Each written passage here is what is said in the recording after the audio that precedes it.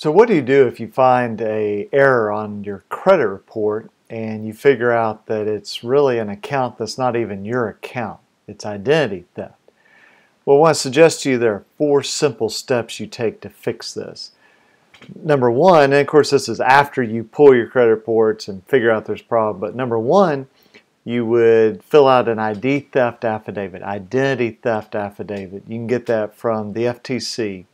Or you can find it on our website as well.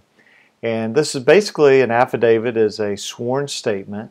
And so you identify who you are, you identify what the account is, and then you are swearing or promising under oath that this is true, what you're saying, that this is not your account. And then there's usually a place for you to check whether you're willing to prosecute.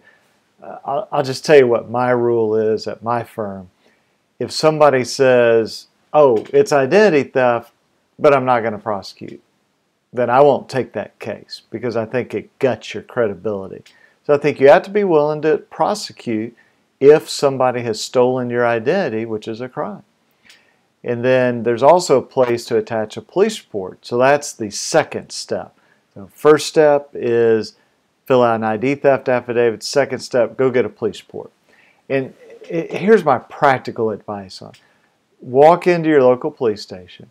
If it's just absolute chaos, things are going crazy, maybe go back another day. But if it's relatively calm, and there's always going to be some sort of action going on there, but if it's relatively calm, go up and say, look, I'm a victim of identity theft. I've got the information right here. Here's a copy of my credit report. Here's a copy of maybe a letter from the credit card company, a debt collector.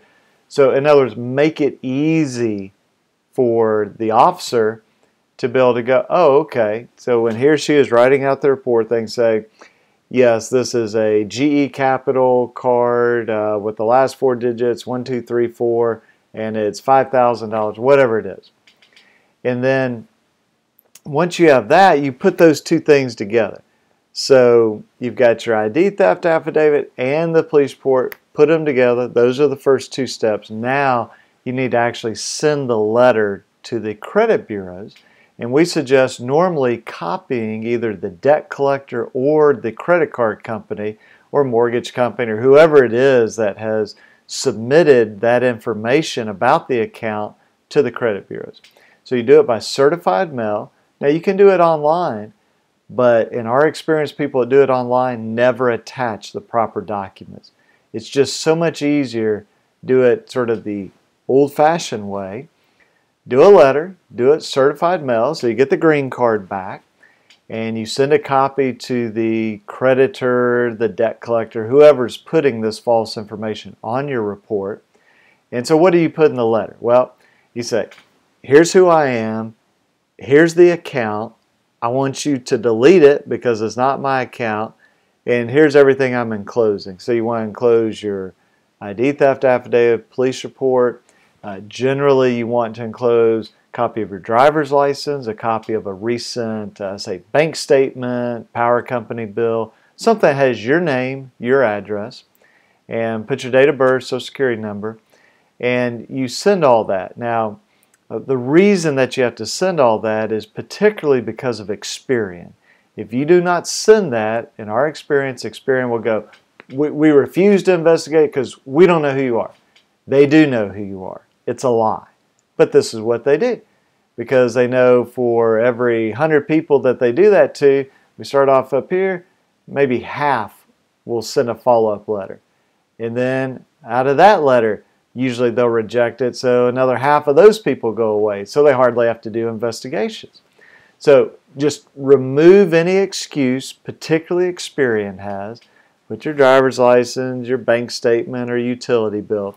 There's a good chance doing all that, Experian will say, we can't know who you are, you have to enclose your driver's license, a utility bill, or bank statement. In other words, what you exactly enclose. And so often, when that happens, you just do it again, and then they reject it again, and then you sue them because they refuse to investigate. But Equifax, TransUnion, I will give them this credit, they don't play those kinds of games. But I'd enclose all that just so nobody has any excuse about it.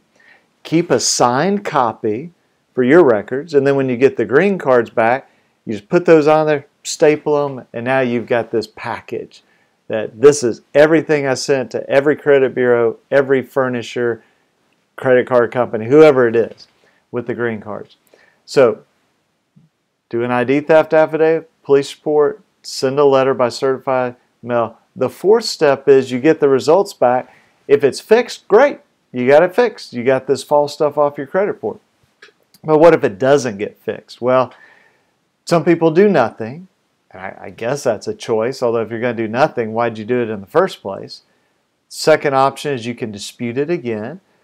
Maybe give them another opportunity. Maybe the second time will be a charm. I will tell you this, be prepared. Most of the time, if you send the same information again, the credit bureaus will go, we deem this to be frivolous. We've already looked at this. We're not going to look at it again.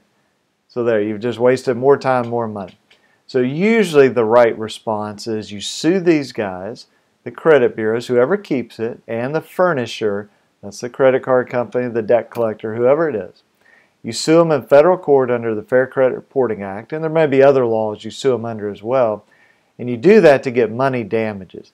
Now, when you sue them for that, they normally very quickly, they'll get it off your credit report. Because everybody, I don't care, you know, economics, race, college educated, not college educated, it doesn't matter. Republican, Democrat, everybody has concern about identity theft because it can happen to anybody. So the credit bureaus know this, and they really do not like being sued where they're in front of jurors who everybody in the jury can be sitting there thinking, oh wow, that could be me, that they refuse to investigate. Even though I sent an ID theft affidavit, a police report, told them who I was, asked them to get it off, and they still don't get it off. So they tend to get it off pretty quickly when you sue them, and then they need to talk to you about money damages. So hope that this has been helpful to you. I hope you're never in a position of having to deal with identity theft, but if you've watched this video this long, I suspect you probably have. That's why you're watching this. And if you'll follow these 4 steps, that will be remarkably effective in doing this over many years, helping literally hundreds of people with identity theft. These 4 steps get it done. Normally, the first 3 steps finish it. And when you look at your results of investigation, that comes in the mail about 30 days after you dispute. You'll see deleted. But if not, then you look at suing them, and that tends to get it deleted very, very fast.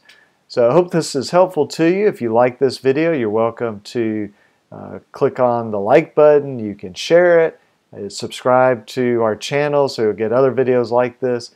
And if you are not watching this on our main website, you can go to alabamaconsumer.com. We have other articles and videos that would be similar to this.